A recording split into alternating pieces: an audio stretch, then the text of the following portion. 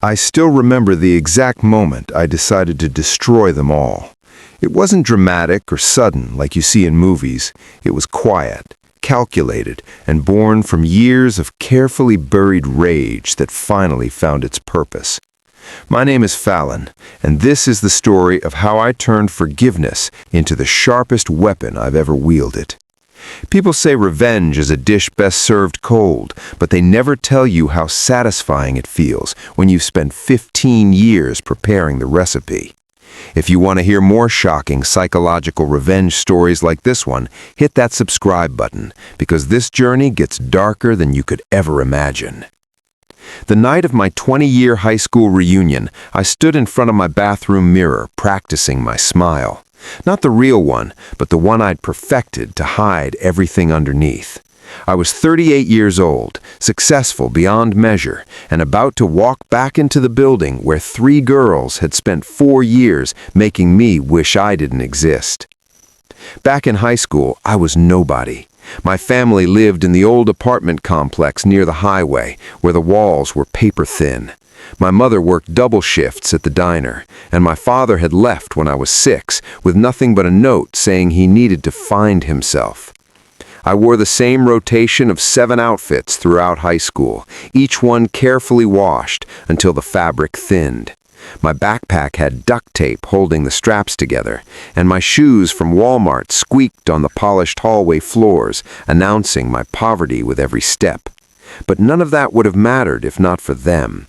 Brynn, Cassidy, and Reese were 3 girls whose parents' wealth hung off them like expensive perfume, impossible to ignore, and designed to make everyone else feel lesser.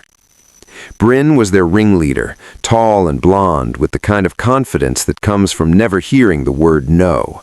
Her father owned half the commercial real estate in town. Cassidy was the smart one, cruel in subtle ways, always with a backhanded compliment ready. Reese was the enforcer, the one who'd laugh the loudest and make sure everyone else laughed too. Together, they created an ecosystem of cruelty that I was trapped in for 4 endless years. They started small, with comments about my clothes that seemed almost friendly if you didn't listen closely, but it escalated into something darker. They'd bump into me in hallways and apologize with exaggerated sweetness while their friends laughed. They created a fake dating profile for me, filled with humiliating photos, sending it around the entire school. Senior year, they convinced a boy I desperately liked to ask me to prom as a joke.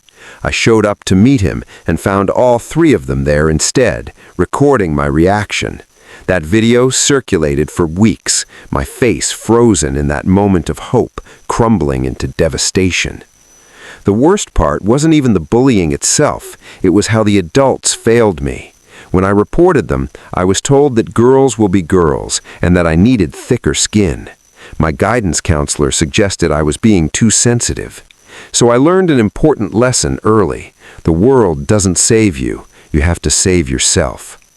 I graduated with honors despite everything, left town the day after commencement, and swore I'd never think about those 3 again. That promise lasted exactly 15 years until the reunion invitation arrived. I almost threw the invitation away. My life in Chicago was exactly what I'd built it to be. I'd put myself through college working 3 jobs, graduated top of the class in business administration, and climbed my way up through a tech consulting firm until I made partner at 33. My apartment had floor-to-ceiling windows overlooking the lake, my closet was full of designer clothes, and my bank account had more zeros than my teenage self could have comprehended. I'd made it out, transformed myself completely, and going back felt like regression. But then I did what we all do in moments of weakness. I looked them up on social media. Brynn had married Colt Brennan, our high school quarterback, who'd inherited his father's construction company. They lived in a mansion with 6 bedrooms and a pool. Her Instagram was perfectly curated, charity galas, exotic vacations, staged family photos with 2 adorable children. Cassidy had married Griffin Wells, a lawyer whose family connections guaranteed his partnership. They split time between a lake house and a downtown penthouse. Reese had married into old money, snagging Sterling Hartwick, whose family name was on buildings around town. Looking at their lives, I felt that old familiar burn in my chest. They'd tortured me for being poor, for being different, and then they'd gone on to have perfect lives, while I'd had to claw my way up from nothing. It didn't seem fair. It didn't seem like justice. That's when the idea started forming. What if I went back? What if I let them see who I'd become? What if I made them think I'd forgiven them, that I was the bigger person, that their high school cruelty was just a distant memory I'd moved past? I spent 3 months preparing. I hired a private investigator named Kane, who asked no questions and delivered information like court evidence. I learned everything about their lives, their marriages, their routines, their secrets, their vulnerabilities. I discovered that Brynn's perfect marriage had cracks hidden behind Instagram filters, that Colt had a gambling problem. I learned that Griffin had taken out secret loans to maintain their lifestyle, that they were drowning in debt disguised as success. I found out that Sterling had a wandering eye and a history of affairs his family's money had covered up. Each piece of information was a weapon I carefully stored away. The reunion was held in our old gymnasium, decorated with balloons and streamers. I arrived fashionably late, wearing my armor of expensive fabric and practiced confidence. The room went quiet when I walked in, and I felt every eye track my movement. This was the moment when the invisible girl returned as someone they couldn't ignore. It took exactly 23 minutes for them to approach me. They moved as a pack like they always had. Brynn led, her smile bright and predatory, even as she opened her arms for a hug. "Fallon, oh my God, look at you! You look absolutely amazing!" We made small talk about careers and cities. They asked about my life in Chicago with interest that wasn't quite genuine, and I gave them just enough truth to be believable. Then Brynn did exactly what I'd known she would. She touched my arm and lowered her voice into something approximating sincerity. "You know, Fallon, I've actually been wanting to say something to you for years now. We were really awful to you in high school, like truly terrible. I don't know what we were thinking. I want you to know I'm genuinely sorry for everything we put you through." Cassidy and Reese murmured their agreements, their faces arranged in expressions of remorse. I let the moment hang there, let them see emotion work across my face. Then I smiled, soft and forgiving, and did the thing that would seal their fate. "Thank you for saying that. It means more than you know. I've done a lot of therapy and growth, and I've learned that holding on to anger only poisons yourself. I forgive you, truly." The relief that washed over their faces was almost comical. We exchanged numbers.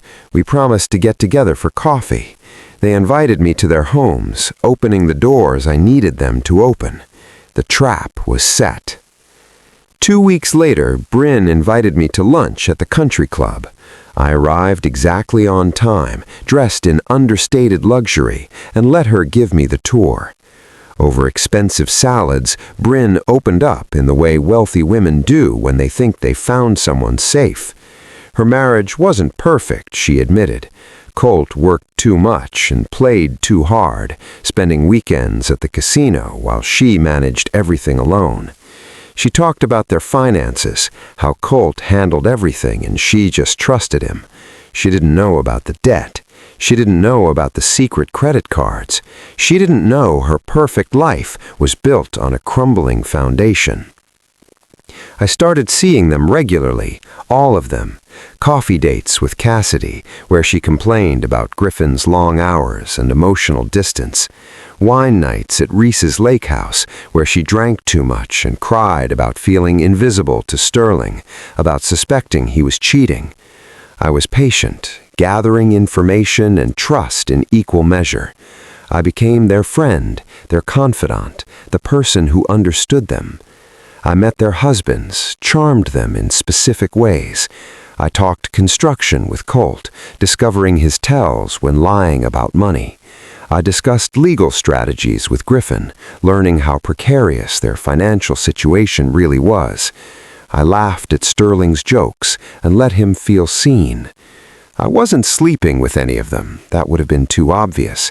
Instead, I was becoming indispensable, weaving myself into their lives so completely that my absence would create holes. 6 months in, I made my first move. It was subtle, barely noticeable. I mentioned to Colt about opportunities at a specific casino, one I knew he frequented. I planted the seed so gently he thought it was his own idea. He started going more often, losing more consistently, the debt growing. Meanwhile, I befriended the wife of one of the men Colt owed money to. I ensured that information about his debts found its way to Brynn through channels that seemed natural. The day Brynn discovered the truth was spectacular. She called me, crying, her perfect voice cracking with real emotion. They were going to lose everything. The people Colt owed weren't the type to negotiate. I held her hand through the crisis while secretly celebrating every tear. I helped her find a lawyer, recommended financial advisors, while ensuring every step she took made things slightly worse. The house went on the market within 3 months. They moved into a rental. Her children changed schools. Her social standing crumbled. And through it all, I was there, the supportive friend. Cassidy's downfall required more finesse. I worked slower, suggesting investments I knew would fail, introducing Griffin to people who would lead him further into debt disguised as opportunity. I planted seeds of doubt in Cassidy's mind about their finances. When she finally discovered the truth, that they were essentially broke despite appearances, she turned to me for support. I helped her find a forensic accountant who revealed how bad things really were. Their penthouse was foreclosed, the lake house sold, her perfect life dismantled piece by piece. Reese's destruction was most personally satisfying. I didn't have to work hard to push Sterling toward cheating. I simply made sure his affairs became impossible to hide, feeding information to Reese through anonymous messages with photographic evidence. But I didn't stop there. I made sure the affairs became public, that Sterling's family found out. The Hartwick name was suddenly associated with tabloid headlines. Sterling's family cut him off financially. Reese filed for divorce, but without his family money, she discovered she was worth far less than she thought. I watched all 3 of their lives collapse like orchestrated demolitions. And through it all, I was the concerned friend. They never suspected me. Why would they? I was the one who'd forgiven them, who seemed genuinely invested in their well-being. That was my greatest weapon. Their inability to imagine I could be anything other than grateful for their friendship. The moment I'd been waiting for arrived 15 months after the reunion. I'd orchestrated a dinner party at my downtown loft. I invited all 3 of them, telling each privately that they could use a night away from their troubles. They arrived dressed in their best remaining outfits, trying to maintain dignity, and I welcomed them with expensive wine and genuine warmth. We ate dinner on my terrace overlooking the city. We talked about their situations with comfortable openness. Brynn mentioned how grateful she was for my friendship. Cassidy thanked me for being the one person who didn't judge her. Reese said I was the sister she'd never had. I smiled and nodded and poured more wine, waiting for the perfect moment. After dessert, I asked them if they remembered our high school years. The question hung in the air, and I watched their faces shift into practiced regret. Of course they remembered. They'd apologized. They'd grown. They were different people now. I let them finish their speeches, and then I pulled out my laptop. On the screen, I'd created a presentation. I showed them the timeline of the past 15 months, every coffee date, every revealed secret, every piece of information I'd gathered and weaponized. I showed them Colt's gambling debts and how I'd encouraged them. I showed them Griffin's failing investments that I'd recommended. I showed them Sterling's affairs that I'd made public. I showed them everything. the full scope of my revenge laid out in bullet points and evidence. The silence that followed was the sweetest sound I'd ever heard. Brynn's face went pale, then red, then pale again. Cassidy started crying. Reese just stared at me like she was seeing me for the first time. "Why?" Brynn finally whispered. I leaned back with the smile I'd been hiding for over a year. "Because you destroyed me when I was young and vulnerable, and you thought there would be no consequences. Because you went on to have perfect lives, while I had to rebuild myself from nothing. Because your apology wasn't real, it was just another way to make yourselves feel superior. You didn't apologize because you were sorry. You apologized because you'd won, and you could afford to be gracious. So I decided to show you what it feels like to lose everything." They left my apartment in shock. In the following days, they tried to fight back, but what could they say? That I'd been a good friend who'd given bad advice? There was nothing illegal about what I'd done. I'd simply been there, nudging dominoes that were already teetering, exposing truths that already existed. You might expect me to say I felt empty after my revenge was complete, but that's not what happened. I felt free, lighter than I'd felt in 20 years. My life continued in Chicago better than ever. My career flourished. I started dating again, eventually meeting someone named Knox, who worked in sustainable architecture and thought my intensity was attractive. I didn't tell him about Brynn, Cassidy, and Reese. That was a chapter I'd closed. I heard through the grapevine that Brynn and Colt eventually divorced, that she moved to another state to start over. Cassidy and Griffin stayed together, but in that grim way people do when they're bound by shared trauma rather than love. Reese remarried someone ordinary and seemed quietly content. Their suffering didn't bring me daily joy, but I didn't lose sleep over it either. They'd learned that actions have consequences, even if those consequences take 20 years to arrive. The moral of this story isn't complicated. It's simply this: the way you treat people matters, especially when they're vulnerable and you have power over them. Words leave scars that last decades.